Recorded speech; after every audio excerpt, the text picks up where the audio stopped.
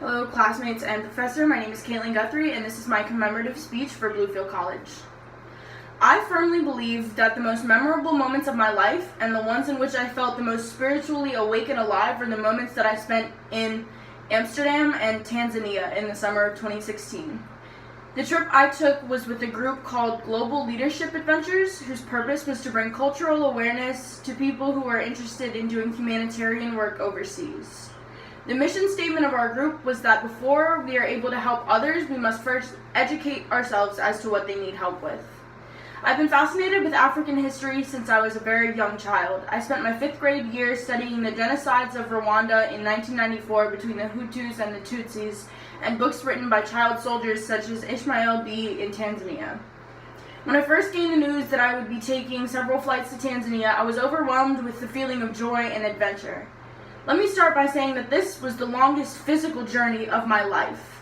I'm from the large beach city of Virginia Beach, Virginia, and after several flights through Norfolk and JFK, I met up with my group that I was to be traveling with into Amsterdam, Holland. This was another 9-hour flight to the airport in Africa. We were living in the small village of Moshi, Tanzania. It's a municipality of Tanzania with a population of about 184,292 as of the 2012 census, according to LonelyPlanet.com. Waking up in a foreign country is unlike anything I've ever experienced. I distinctly remember waking up to the smell of the air being different around Kilimanjaro and waking up in the heat to the sounds of roosters and locals singing and praying.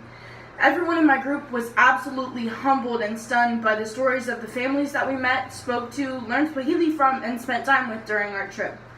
Because we were there during the summertime, the world was bright and alive with all the greenness and natural beauty of Africa. I stopped every few minutes or so just to take pictures of all the colorful foliage, running, rocky water, and the friends I made as locals.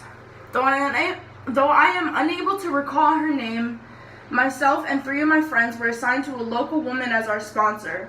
Our experience in her home and her presence showed us how completely different living a life in such a small African village is compared to that of living one in the United States as a privileged white American.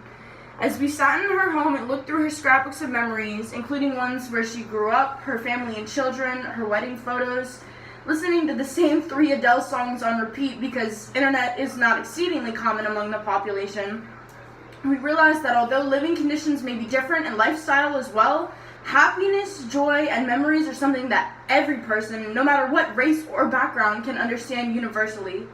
I think that the one thing I will always hold in my heart is the language of the people I had the privilege of interacting with and seeing how they live their everyday lives. Though I remember very little Swahili, I knew enough at the time to be able to speak to the school children we were teaching English to. Another thing that I will always hold close in my memories is that of making a trip to the local orphanage and seeing the joy on the faces of the children who were wide-eyed, energized, and ready to play. Although I did not stay in the country for long, I will forever hold Moshi and its people in my fondest memories.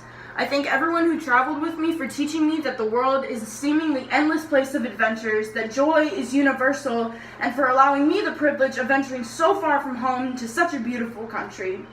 Moshi, Tanzania, and Amsterdam taught me things about myself that I did not yet know.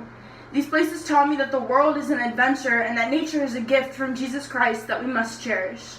I hope to go back someday in the future or maybe even work overseas with the Peace Corps one day. Until then, I will always remember these adventures as a gift from God. Thank you.